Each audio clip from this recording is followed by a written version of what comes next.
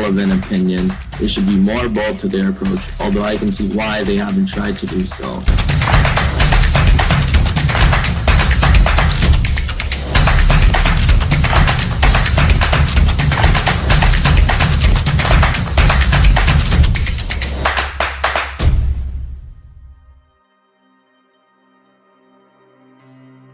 That our team group 1 will be discussing the dispute in the South China Sea.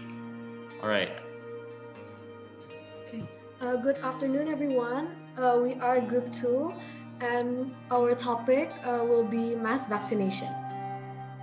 So what is mass vaccination? Craft is transport, and we need to work with health customs and authorities to make sure that the vaccine is secure and nothing is wrong with it. Okay. Pretty sure Bella should be doing the introduction real quick. Good morning, everyone. As a leader of Group 3, I will introduce to you our topic of discussion being how are elections conducted during the COVID-19. Alright, I'm back. So, in Hong Kong, the elections have been postponed. As I think was pointed out, the legitimacy of some of the elections has been called into question. On our own, we will start with the background of this conflict, which will be presented by Alexis. Okay, so the final group is group 5, and our topic is about access to clean water. So there are about 3.24 million people in Australia that lives in poverty. About 60% of the population live without a safe water supply. Let's begin. So, good morning, everyone. On behalf of Sekolah Mutiara Nusantara Secondary Department, I would like to extend a warm welcome to all of those watching on our live. Yeah, I think in the interest of time, we have to continue. So in this session, we're having the plenaries, and this is when we will have 5 different groups present their research in group presentations. And they will be covering 5 different topics that you will hear about very soon when they start presenting. So can we start first with the first group, which is going to be, I believe, vaccine passports. So over to the first group. Okay. Okay, I believe everyone can see the slides now. So hello everyone. We are group 1, and today we will be presenting about vaccine passports. Our members are me, Leon, Ella, Nigella, and Wade. So I will hand it over to Ella for the first slide. What is a vaccine passport? A vaccine passport is a small card that verifies if you've been vaccinated for a certain virus or infection. Vaccine passports can be digital, which require QR codes to scan. It could also be physical cards who utilize QR codes or writing that contains data of your vaccination. It is important to have it with you at all times, especially if you decide to take a quick trip or long travel. In point of fact, it is attestation to you being shielded and invulnerable towards any particular viruses or infections. So countries have taken notice to the vaccine passport and have been using it, but some countries have an issue vaccine passport requirement for entering high-risk areas such as nightclubs. So far, to enter countries, you will need to have a vaccine passport. Europe is introducing the vaccine passport to all 27 of the nation, in addition to Switzerland, Iceland, Norway, and Liechtenstein. They can either download it or get a paper copy for free. In France, they have to set up health pass for citizens to access areas when venues that accommodate more than 50 people require proof of vaccine passport or a negative COVID test. China made a QR code system where people are categorized between green or yellow. If you get a green color, you can go anywhere, while yellow means you might be asked to quarantine yourself for a week. The United States has ruled out introducing passport, but some states have introduced it to their respective states. Australia has given a digital vaccine certificate, but it has no rights attached to it, and they encourage people to get vaccinated. Vaccine Vaccine passports are a new way of reopening society. These passports are certificates that the person has already been immunized from against COVID. A vaccine passport would need to meet moral and legal standards, human rights, and equality and discrimination laws. Prof. Mill said that there is a risk of unjustly discriminating in hiring, attending events, insurance, housing applications. You can think of many examples.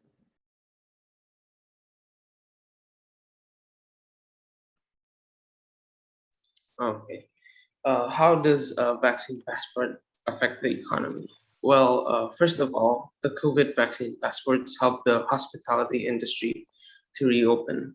This is important because hotels, restaurants, shops, and etc. are quite important for the economy of a city or a country. According to NYCGO, in 2019, the 66 million visitors to New York City spent over $47.4 billion on hotels, restaurants, shops, and cultural institutions.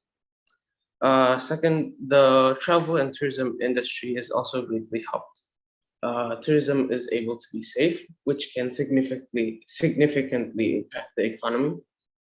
According to the Italian tourism minister, Massimo Garavaglia, said that tourism will be key to recovery once the pandemic is defeated. The EU believes that COVID vaccine passports are able to kickstart international travel, and its contribution to global output collapsed by 49% to US $4.7 trillion in 2020, causing the loss of 62 million jobs, according to World Travel and Tourism Council.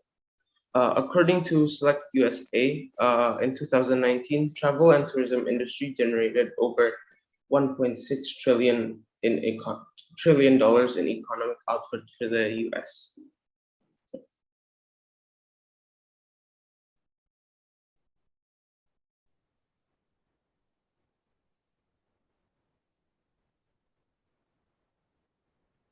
So, in conclusion, vaccine passport is necessary for countries. It helps to recover the tourism, hospitality, and many other industries. Vaccine passport is needed regarding to cure and lower the rate of COVID in a country. It helps people to have social contact with other members of society without fear.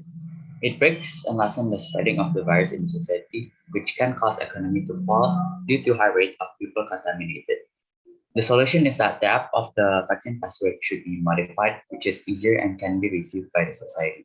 That helps people on their daily life, traveling, and finding a job, having the features and requirements of vaccine passport that could be adjusted to different countries' requirements.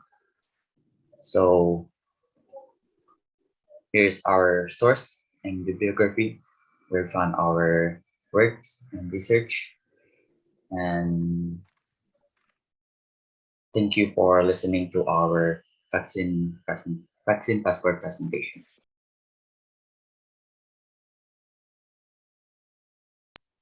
I think that Pluo has a question to ask. He's been raising his hand. So go ahead, Pluo.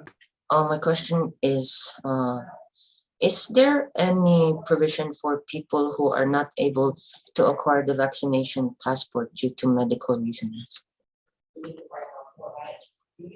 Yep. So what you mean by like people that maybe have allergic and certain disease that they cannot get the vaccine, right?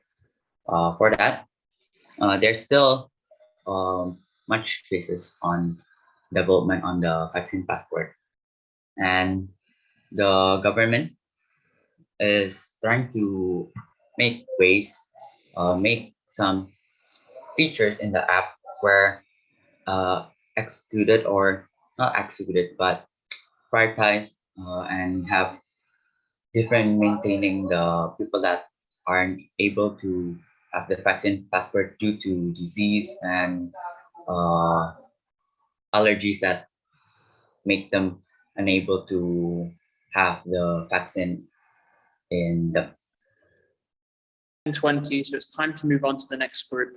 Hard work, and also especially thank Cluo and Anthony. You actually did a really good job of digging into some of those things that I think needed fleshing out more after the presentation. You know, what are the risks for those people who might not be able to get this passport? So great job. We're going to move on to the second group. So, okay, so I stop here. Yes. Okay, thank you everyone for listening. All right. Hello everyone. So my team's topic for today's UN Day is the COVID-19 poverty. And this presentation will be presented by Nisha, Matthew, Misha, and Isla. So I hope you get something informative from our presentation.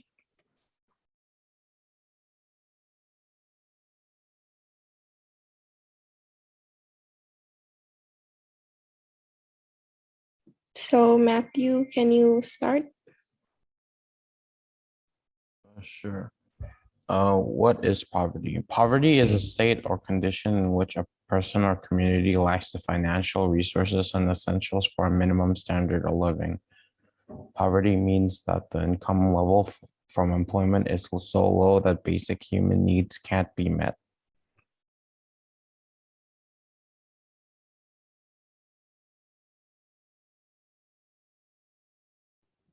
Poverty factors includes unemployment, lack of shelter, lack of access to healthcare, diseases, and lack of education.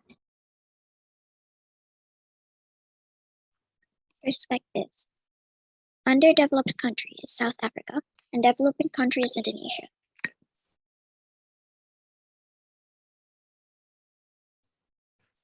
So Indonesia currently has a size of 1.905 million kilometer square, and as of October 24th, 2021, Indonesia has a population of 277,307,000 people. The median age of a person in Indonesia is 29.7 years old. COVID-19 statistics.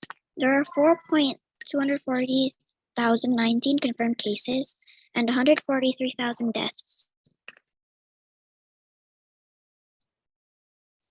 So before 2020, Indonesia had a steady rate from 2007 to where the poverty rate was decreasing from its highest peak being 17.75% in 2007 and decreasing to 9.41% 2019.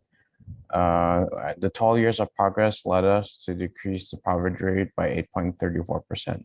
But since September 19, by the time of 2019, I'm pretty sure, the poverty rate has been predicted to increase from 9.22 to 12.37%, which is already a 3.15 increase from just 2020, but that was just a prediction. Luckily, according to Reuters.com, the poverty rate in 2020 and in 2021 in Indonesia is only 10.14%.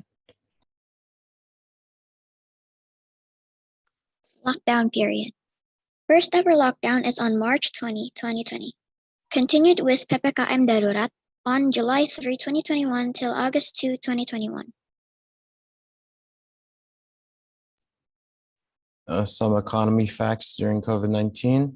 The government has already spent around 695.2 trillion rupiah for the PEN program, and since 2019, the poverty rate has increased from 9.22% to 10.14%.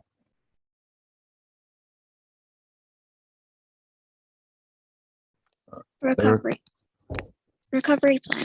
The government has already spent 695.2 trillion rupiah for the PEN program to fight COVID.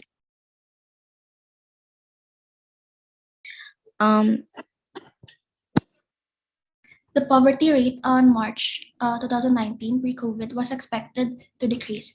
However, by 2020, during COVID, Nigeria in Africa was considered as one of a couple that has the highest headcounts of poverty.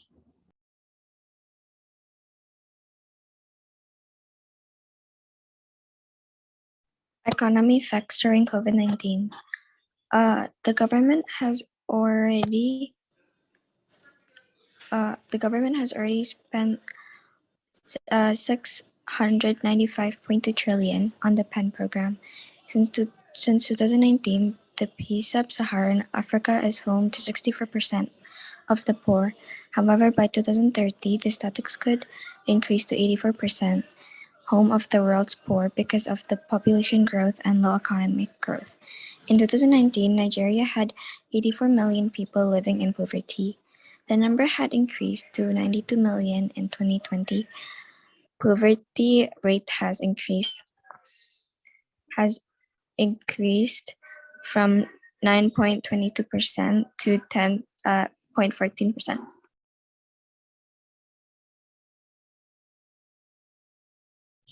The World Bank is participating on this issue. The World Bank is kind enough to provide $160 billion in financing. It is the largest amount of money that the World Bank had given away in its history. Out of 100 countries that the World Bank helped, 39 countries are located in the sub-Saharan Africa.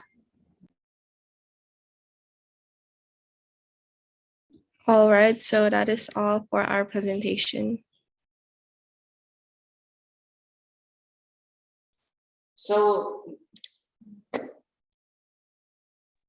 Okay, so we're gonna start with the situation of Afghanistan.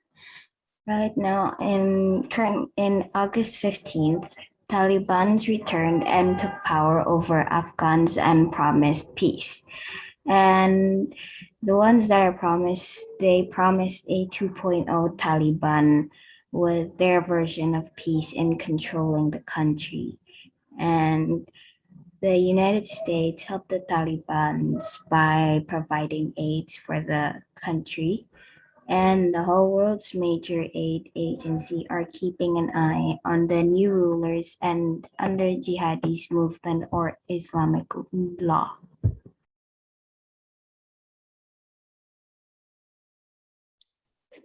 Okay. Global communities business. Taliban could invade foreign lands other than Afghanistan. As there were tensions between Tajikistan and Taliban, other terrorist groups don't stay in one country and usually go to other countries and control more than one territory. Rights of education is under the hand of international laws. According to the Amnesty International, right of education is a fundamental human right, which the Taliban, as de facto authorities running the country, are duty-bound to uphold. The policies currently pursued by the Taliban are discriminatory, unjust, and violate international law. And human rights limit the state's power. When human rights are framed as more inviolable than state sovereignty, the human rights regime can claim humanitarian grounds to impinge the state's sovereignty and put the state's treatment of its citizens under scrutiny.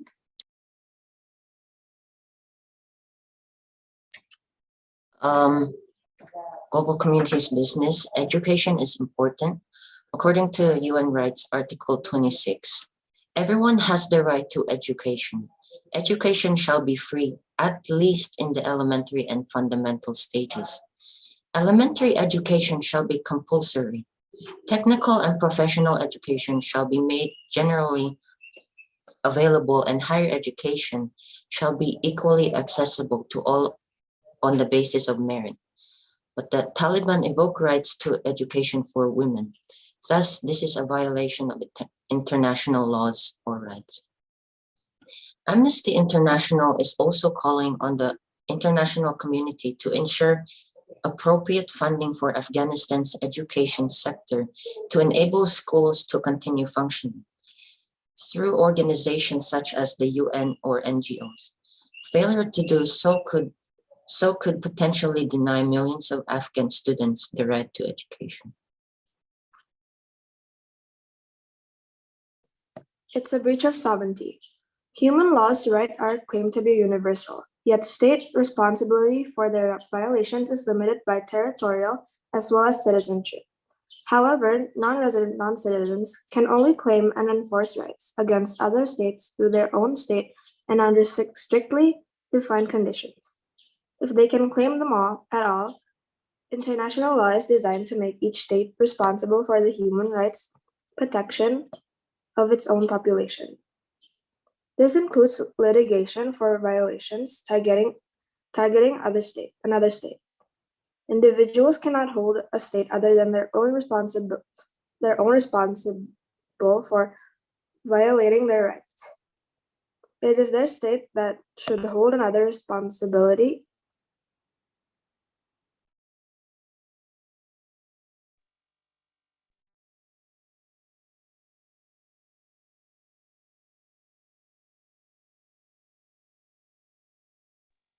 Example of territories' violation of human rights. The Ministry of Justice of the Sudan, Abel Aziz Shido, said that of 26 special operators, representative of Secretary General and chairman of working groups related to human rights, 15 were European and Latin American countries, 6 from African countries, and 5 from Asian countries. The appreciation of cultural differences was important to understanding the evaluation information of human rights. And the lack of balance among operators was in Sudan's view one of the main reasons for a lack of confidence between many countries of the Third World and Center for Human Rights.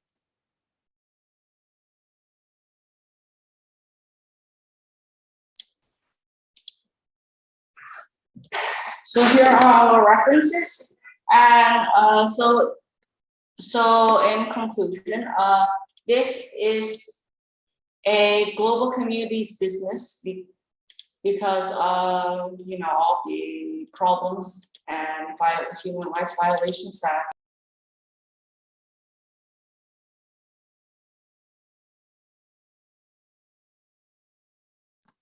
And we have a question from Arya as well. Thank you, Arya. So please, group 3, any one of you can respond. I'll answer. Anthony, what question do you want to answer? To Ms. Andres.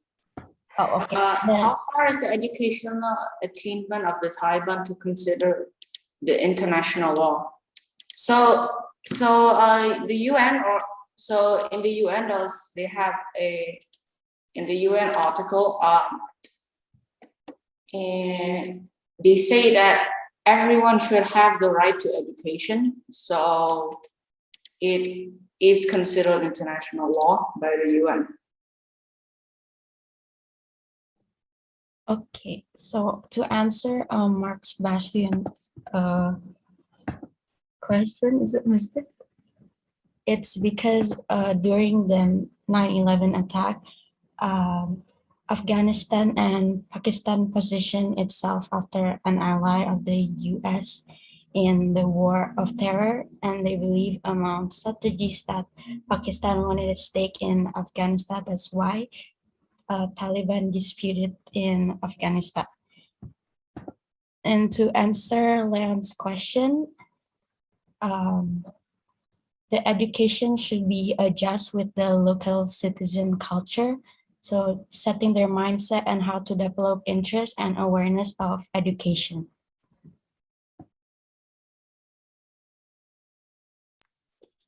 Thank you very much to group 3. We're going to have to end there because of time. Thank you everyone for asking those good questions, and thank you for the answers as well. So, after 3 presentations, it's time for a quick break.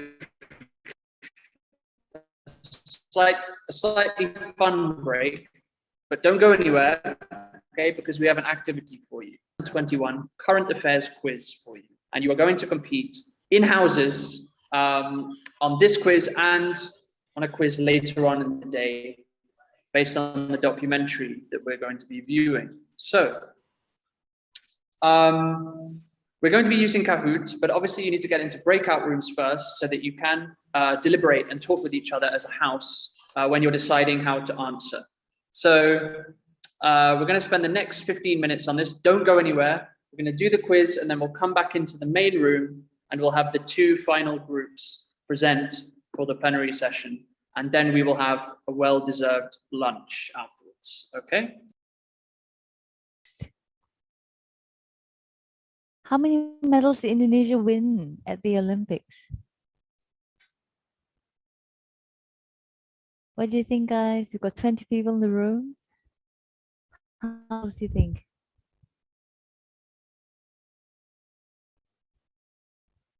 Anybody?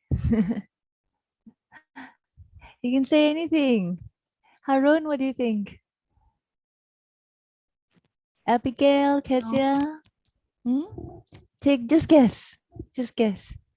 Oh, we didn't answer. Time's up. 5 medals. Okay. Okay. Anybody, yeah? Anybody can guess. The most viewed TikTok video of all time was made by Zach King, but what was he doing in the video? Come on, guys. Anybody? Let's see. Harun? Joel? Magic illusion? What do you think, Kezia? What do you think he was doing? Just guess. Magic. Which one? The magic illusion. Magic illusion. It's correct. Woo! Who said that one again? Who answered? It's Harun. Why? Who answered this one? Magic illusion? It's Harun. Harun. Well done. Okay. Okay. Good. Okay. Good day, everyone. This is Group 4's presentation. It is about shared responsibility for refugees in Afghanistan. And now we will start. Okay. So here are the overall contents. Number 1 is about why Afghanistan's refugees matter, and the next topic is about the political problem that Afghanistan's refugees face. The third one is about the struggles of being a female as a refugee. The next one is the environment of Afghanistan's refugees in Iran, and the last one is about the solution strategy for Afghan refugees or SSAR. Okay, Colin, you can start. So why do Afghanistan refugees matter? 10,000 of Afghan refugees will soon need to find new homes. Since the US is preparing to bring in 50,000 new refugees next year, that event will become a humanitarian crisis. Here's the number of refugees. The statistics of Afghan refugees in other countries. So here's the barcode here and the number of refugees from last year.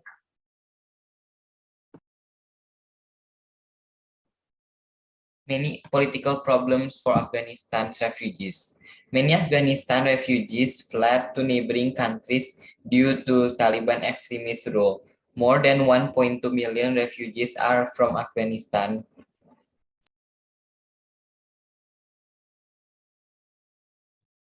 In some societies of refugees, women and girls all ages often face discrimination and violence every day. The main factor of this is only because of their gender. When women or girls do ordinary tasks that others usually do, such as collecting water, they're still vulnerable and at risk experiencing rape or abuse. Refugee girls are in most vulnerable positions as they would have a high chance of being in a sex trafficking or child labor. A lot of refugee girls lost their childhood due to being in a position where they are used by others and being treated like an object. Refugee girls are mostly the last to be enrolled in school, fed, and to be valued or loved, compared to other children. The worst crisis for refugee girls is being used as a human bomb, and a lot get married before they even turn 18.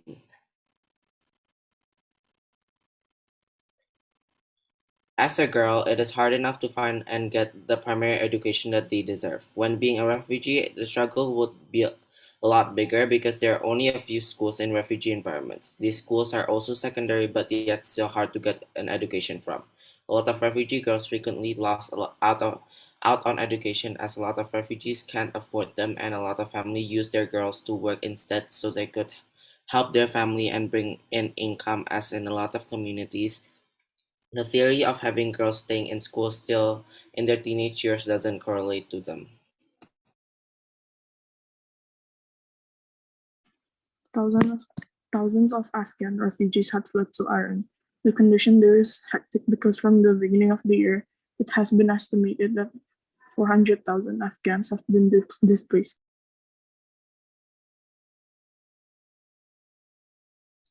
So, with the support of UNHCR, SSAR was launched in 2012. It's a solution strategy for Afghan refugees. Its aim is to support voluntary repatriation, sustainable reintegration, and assistance to host countries.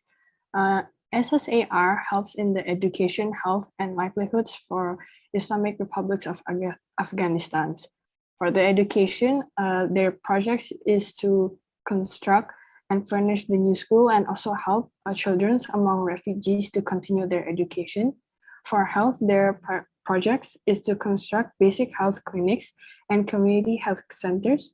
Lastly, for livelihoods, their priority projects is to include technical training and skills development, as well as support with startup capital and other inputs for small and home-based businesses.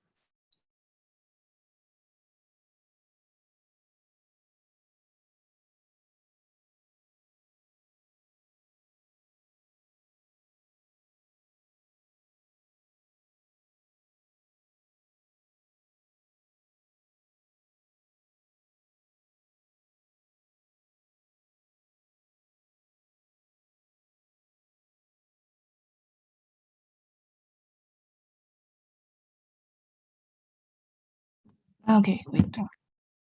Okay, that is all for our presentations. We'll start the Q&A in a bit. Thank you for listening. Yes, hello everybody. We're Group 5. My name is Tim, and today our topic will be mass surveillance and is going to be presented by Lexis, Nandita, Mia, Jaden, and Michelle. So without further ado, let us begin. So let's start with what is mass surveillance. Mass surveillance is our technologies and systems that collect and analyze data to monitor a significant amount of the population. The words mass surveillance are commonly used to describe many kinds of privacy infringements and are often carried out by the state, however, can also be carried out by corporations either on behalf of government or of their own initiative. So there are, of course, pros and cons of mass surveillance, but first let's discuss about the pros. So here it is listed, some pros. It is deterrent for criminals. People become more cautious. It increases public safety, provides accurate information of events, and improves national security. Why governments should have mass surveillance? So mass surveillance has two main functions, which is to protect and to control. And an example of mass surveillance is surveillance camera, where you install it around the area. It increases public safety and awareness by putting surveillance camera in specific areas to observe and to see if there are any suspicious behaviors. By this, it makes us feel safer knowing that if there is a threat, it is already being observed by the authorities. Surveillance makes it much easier to determine what happened in a scene. As I've mentioned, by having the surveillance cameras, we can gather more evidence when a crime happens. Countries which mass surveillance was a success: China, India, and Brazil. Why did they work in these countries? The people behind the cameras could see and identify things and people which can detect crime and suspicious activity. In China, if you do something suspicious, they will send you to a concentration camp. The cameras could see crime and track people. In New Delhi, an AI-powered facial recognition recognized around 3,000 missing children in 4 days. In Brazil, an AI-powered recognition spotted a wanted drug trafficker, which led to his arrest. So these are the cons of mass surveillance. Places innocent people under investigation, invades people's right to privacy, reduces personal freedom, information collected by mass surveillance could be hacked, and may cause misusing information. Why governments shouldn't have mass surveillance. Although some may say that mass surveillance is used to track down criminals and keep citizens safe, it also affects human rights of freedom and privacy. Privacy is one of the most important aspects of human rights. It can act as a base to other rights and set freedom to who and where we want to share our information with. So where are the countries where mass surveillance do not work? It's in United Kingdom. So why did they not work in United Kingdom? First of all, unclear processes. Processes are unclear for deciding what is gathered and who the data is gathered for within the UK. Second, unconfirmed existence by UK government. UK government has not publicly accepted and confirmed the existence of mass surveillance system. Third, the violation of communication privacy. Human rights organizations such as Amnesty International revealed that UK intelligence agency was secretly intercepting privacy communications of millions of people on a daily basis. We will continue to fight against abusive mass surveillance powers and for stronger protection for everyone across the globe, said Ilya Siatitsa, the acting legal director at Privacy International organization. In conclusion, mass surveillance is important, but it has its disadvantages. While it protects the public safety by reducing crime rates and catch criminals, it also takes away a person's right to freedom and privacy. After careful evaluation, we have concluded that mass surveillance is important, but the government should not look into its citizens' more private information.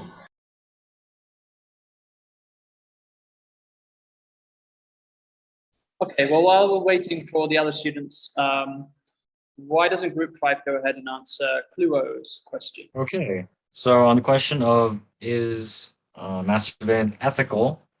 In some ways, yes, and others, no.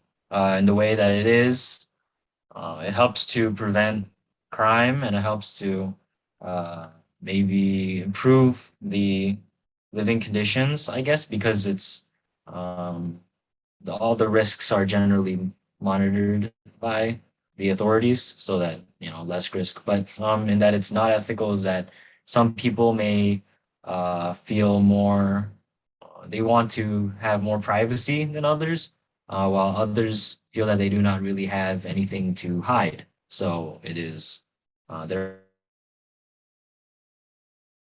okay with.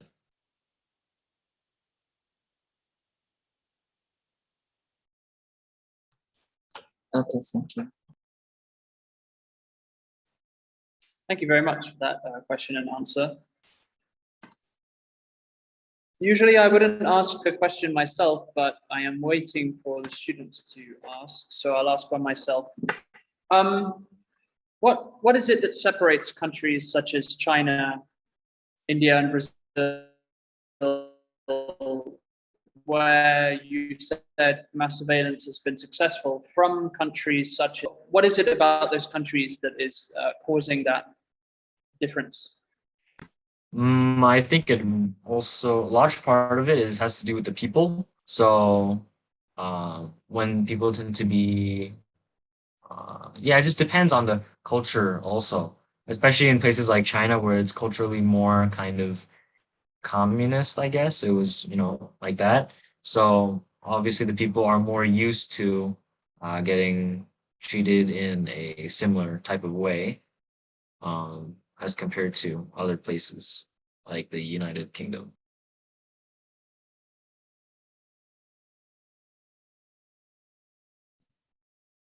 Thank you. Okay, we have the teachers asking questions right now. I would like the students to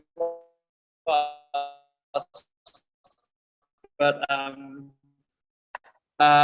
Miss Mary Johnson, having a mass surveillance being in a system of mass surveillance. And Dr. Julius, can governments such as North Korea control their citizens by using mass surveillance?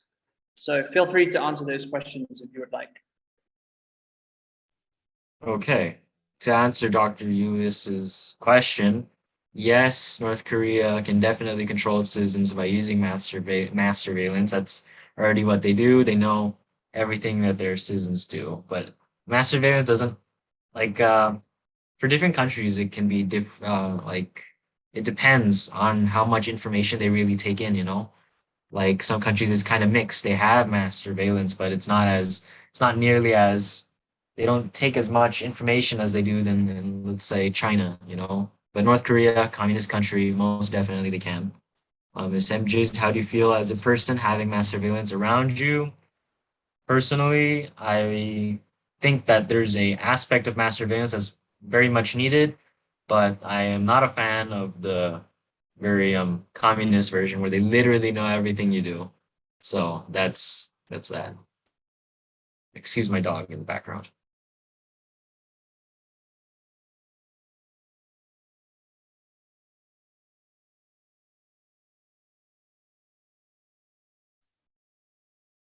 Okay, last chance for students to ask questions.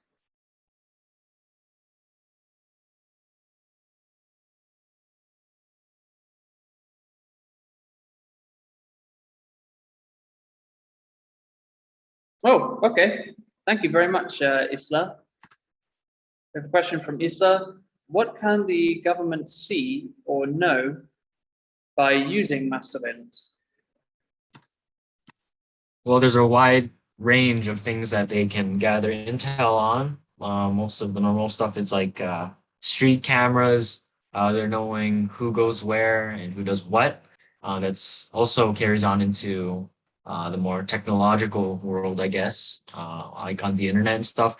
They have agents. Certain countries, they have agents who are on the web looking and monitoring what their citizens are watching on YouTube or looking up on Google, stuff like that, so that they can, you know, see, like if someone is typing how to make a bomb, then they will you know, put that person on a suspect list, I guess.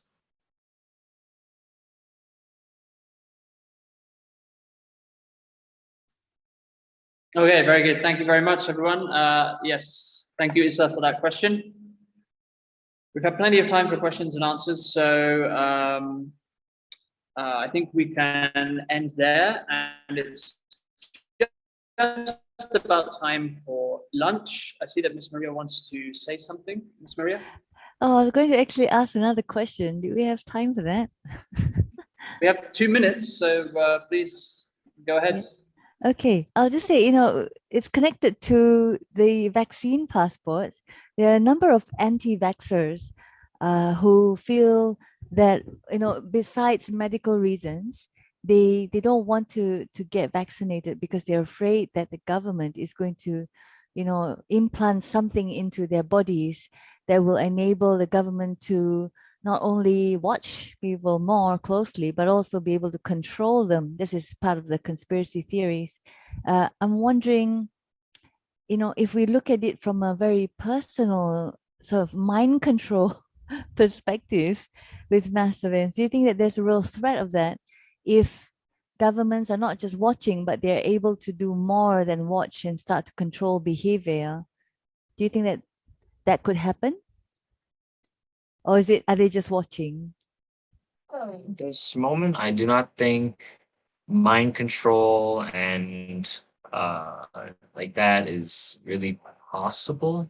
If it is, then, you know, I do not think the government will just play it when they don't need to, because it's a pretty big move if they decide to do it, but I do not believe that it is real. Yeah. Maybe they just know, from what I feel like, it's just for them to know who's been vaccinated and the percentage of a country who has been vaccinated, so that they can determine how safe the environment is.